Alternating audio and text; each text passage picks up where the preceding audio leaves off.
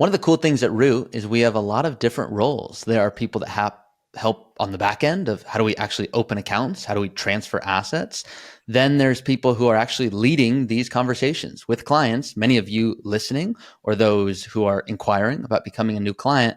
What we get to do today is break down what are those different levels. Are you someone who's opening accounts that eventually wants to be someone who manages relationships? Do you want to be more on the operations side, compliance? Today, we'll be focusing on the advisory side. And we do have a few different levels, which is so that your advisor can continue to grow and develop, and that we can continue to make sure that Root is a world-class experience for all clients. Yes. And so this Roots Talks, we're going to be talking about that. And I think the key difference or the key thing to know, Ari, is that there's a very big difference between selling a product and selling a service. So if someone's selling a product, let's say it's a, I don't know, Honda Civic, or it's a t-shirt, or it's an iPhone. It doesn't matter what it is. Like wherever you buy that Honda Civic, you're getting a Honda Civic. Wherever you buy that iPhone, you're getting an iPhone. Wherever you buy that t-shirt, you're probably going to get that same t-shirt, that same double, whatever it is. And so that is a product, and you can really, really, really standardize that. The hard part about services is a lot of times with services, when you are working with someone, it depends upon the person. And so at Root, ideally, we want this insane consistency of service, regardless of who you're working with, regardless of what that looks like. And to do that, you want to create a service model, and you want to create different roles that all support that level of service that you're striving to provide to all different clients. So we can talk about a few different things, but would it be best to jump right into what those roles are and how they work, or where do you want to go with the conversation? Yeah, let's hop into the different roles. But first, if any of you listening / watching right now have not seen our previous episodes where we talk about what is the difference if I work with one advisor versus another, and how do you guys develop team culture, we do have more Root Talk podcast videos on those resources. So make sure to check those out. I think it would be awesome, James, to go through those different levels of advisory roles. But I want to mention a quote that you talk about often that we all kind of live by, which is that, hey, I want to learn the rules like a master so I can break them like an artist. Now, I don't think you're the one that said that, but I think you've quoted that before. And I think that's part of what we're trying to get across with our advisors. Is that right? Yeah, the Picasso quote, learn the rules like a pro so you can break them like an artist. I think there's a lot of applications with financial planning in that quote. And what it comes down to is when someone is working with Root, there is a service team. There's an advisory team that they are working with. Some of them are behind the scenes, but directly working with that client and their advisor. And some of them are in the scenes, in the picture. They're working one-on-one. And that's a client service associate, an associate financial advisor, the lead financial advisor, and a senior financial advisor. So every single client at Root has a team made up of 4 people, those 4 people, all either directly or indirectly contributing to the service that that client is receiving. And so the client service associate, very much behind the scenes.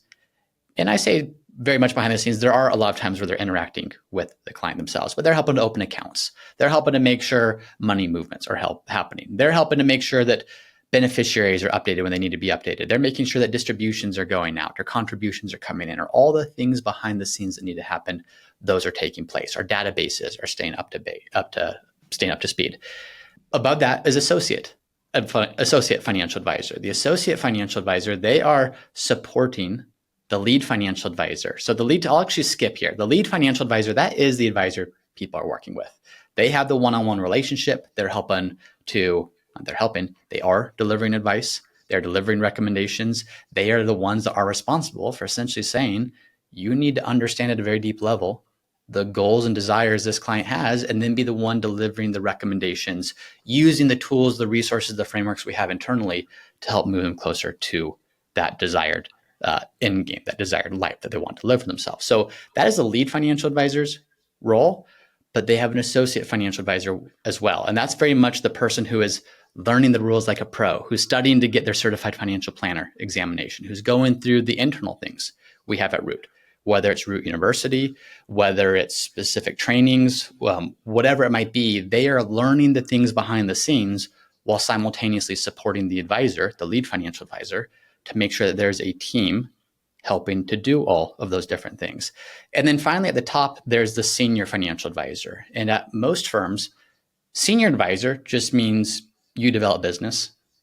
It means you're not really the advisor yourself. Most often, you're out there developing business. You're out there at the networking events. You're out there building relationships. You're out there getting to know people, selling your firm.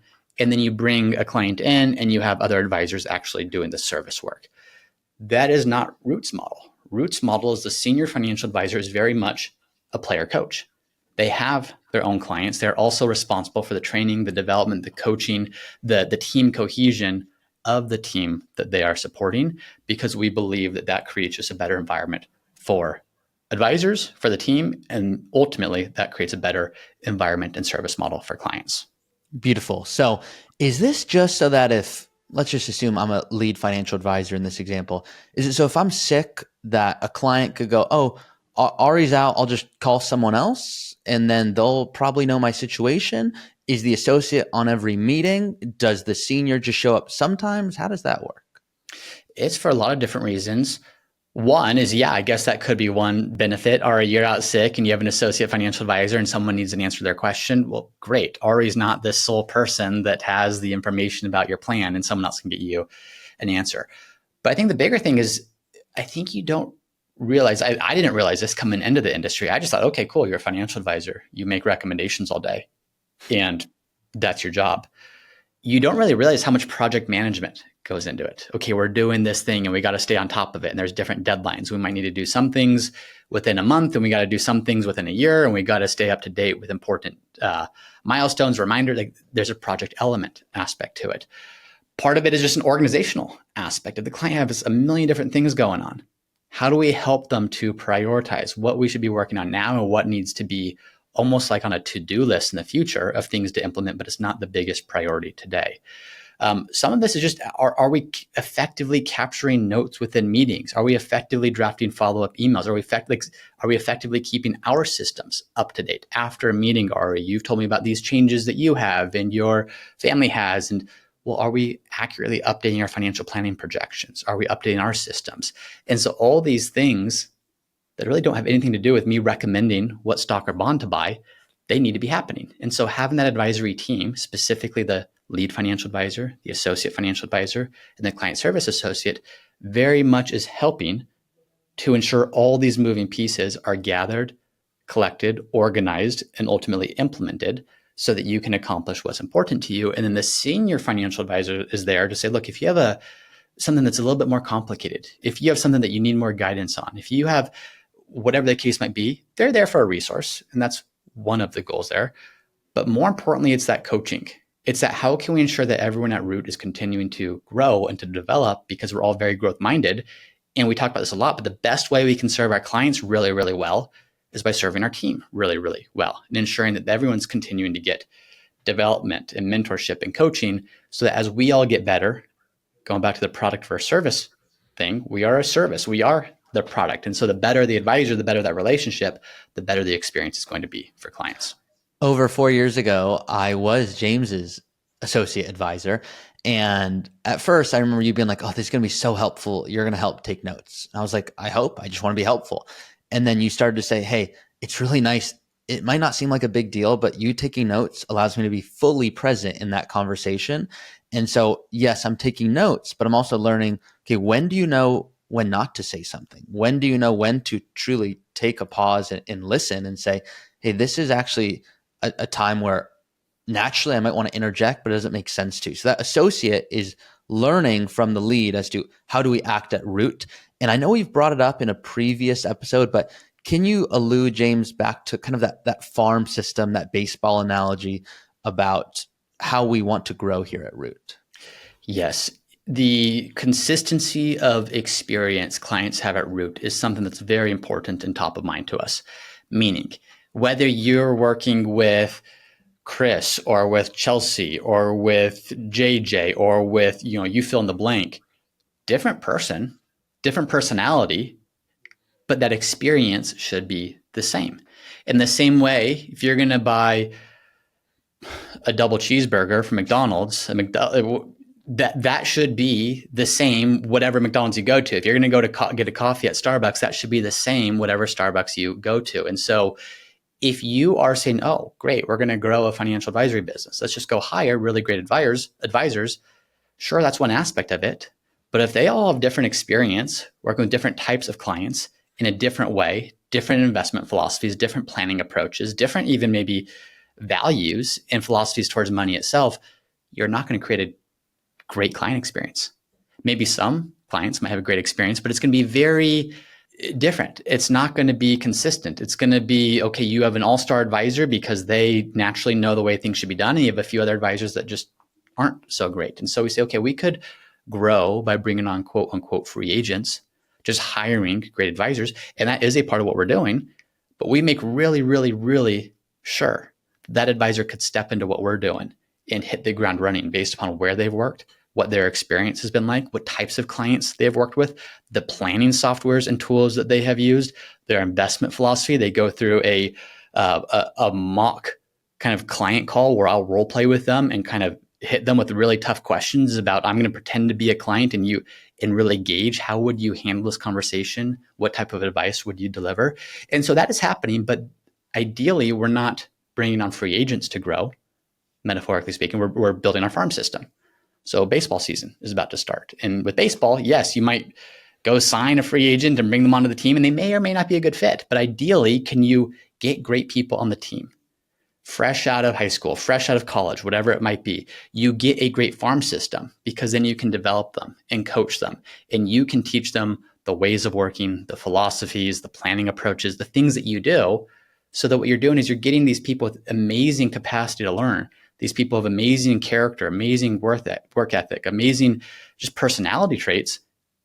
The skills can be taught, and the skills we're building up the curriculum and the development to say, this is how you develop and grow here, so that when clients come in, whether they're working with an advisor from, it doesn't matter what part of the country, doesn't matter where they are, like, you're going to get the same experience here at Root because of that farm system, because it's not just a collection of random advisors that we think are good at their job, but it's a collection of advisors who are all believing the same thing, and not believing the same thing in a sense of, group think and can't think for ourselves, but same planning philosophy, same investment approach, same tools that we're being trained on, same values, which is this thing that money is not just a tool to be optimized at all cost, but we're helping clients to use their money to get the most out of life, using the financial planning, the tax planning, all that stuff as a tool to get there. So that is very much a priority for us.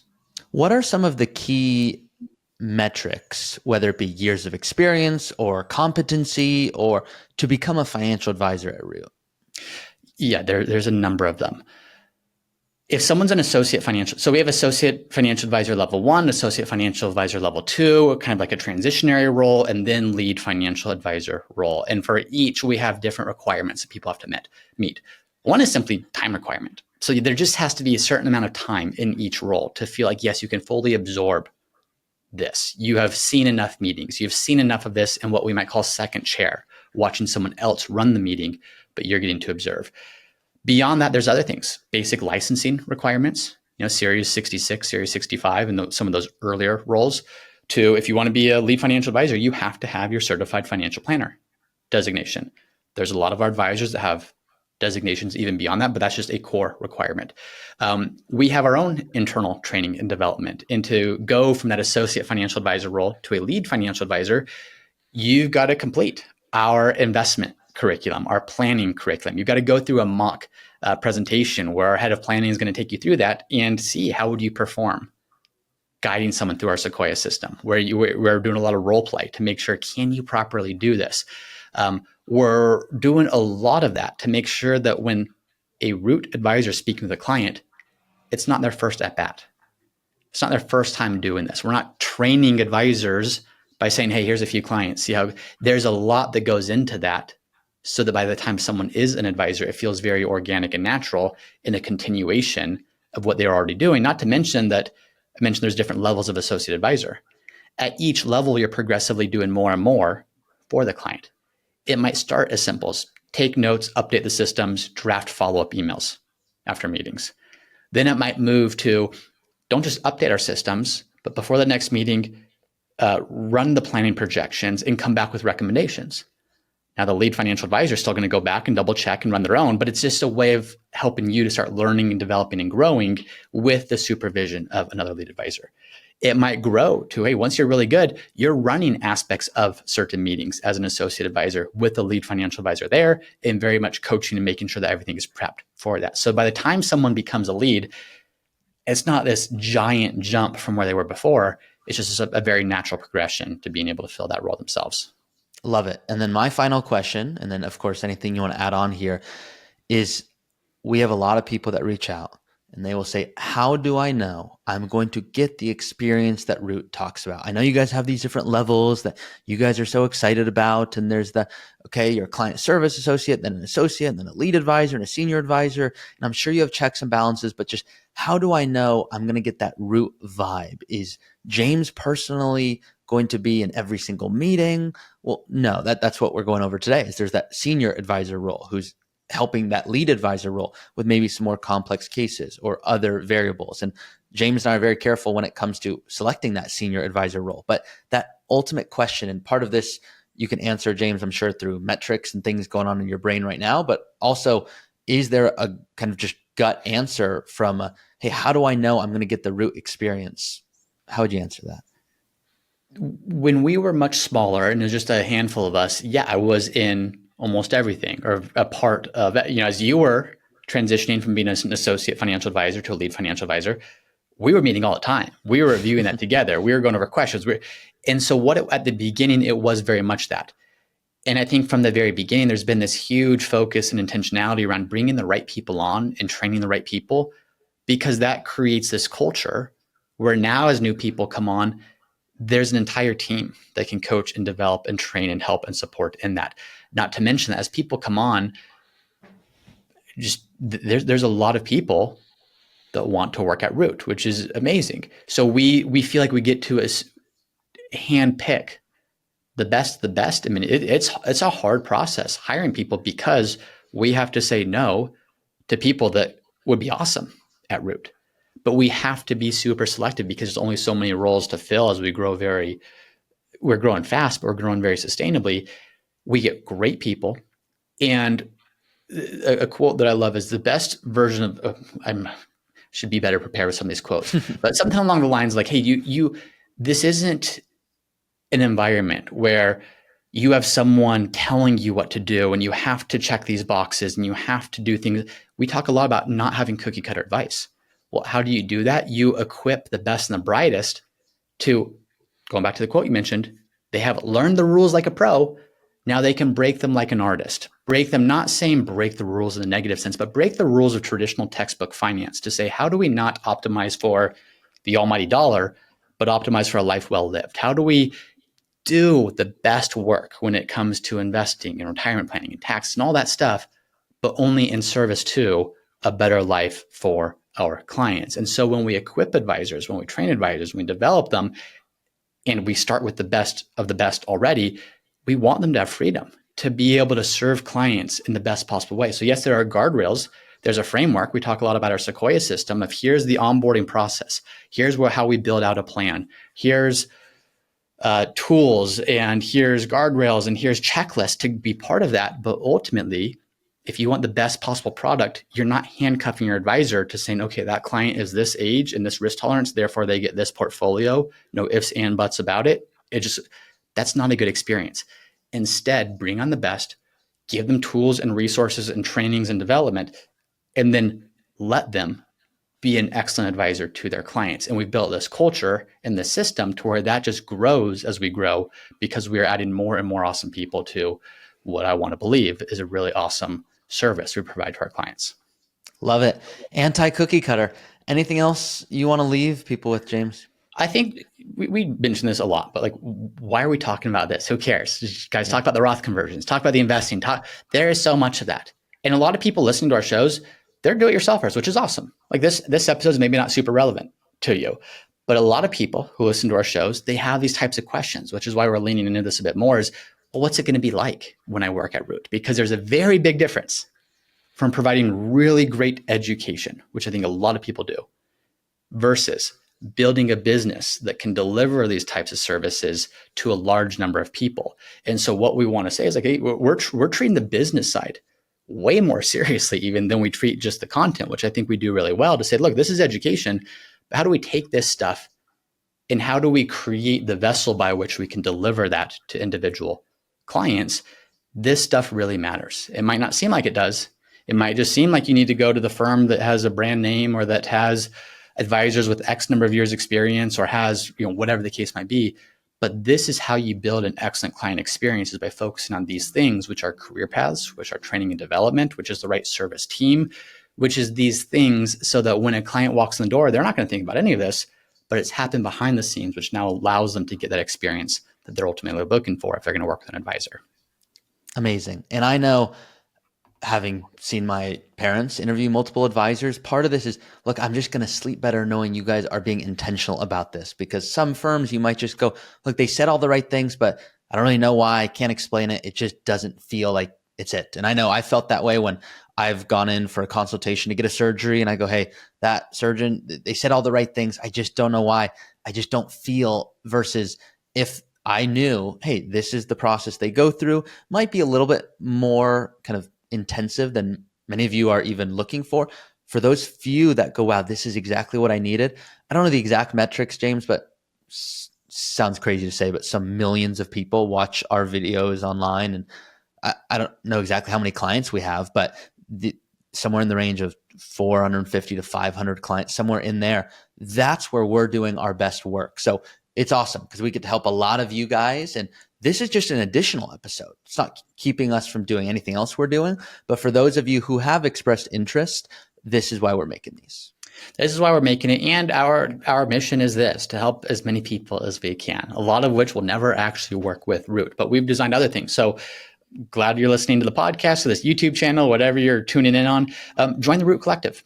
The Root Collective is an awesome free resource where you can interact with other people preparing for or in retirement to talk about financial stuff, as well as, sometimes more importantly, the non-financial stuff. So tune in there. For people that are interested and saying, I am wanting to be a client and have someone help me with these types of things, great. Go to rootfinancial.com.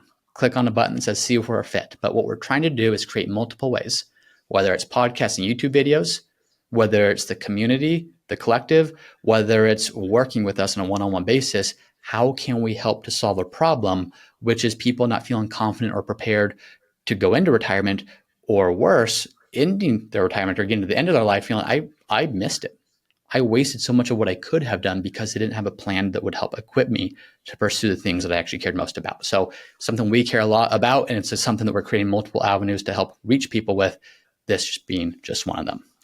So how do we take that big leap to know, wow, maybe we are in a position to retire? You'll have to stay tuned for next week. That felt like a very scripted, like old, not sitcom, but when those shows leave you on the cliffhangers. Yeah. Well, stay tuned. More to come. See you guys next week. All right. See y'all next week.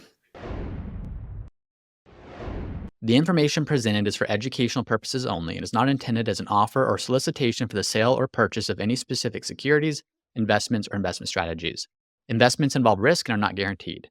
Any mention of rates of return are historical and illustrative in nature and are not a guarantee of future returns. Past performance does not guarantee future performance. Viewers are encouraged to seek advice from a qualified tax, legal, or investment advisor professional to determine whether any information presented may be suitable for their specific situation. Once again, I'm James Knoll, founder of Root Financial, and if you're interested in seeing how we help our clients at Root Financial get the most out of life with their money, be sure to visit us at www.rootfinancialpartners.com.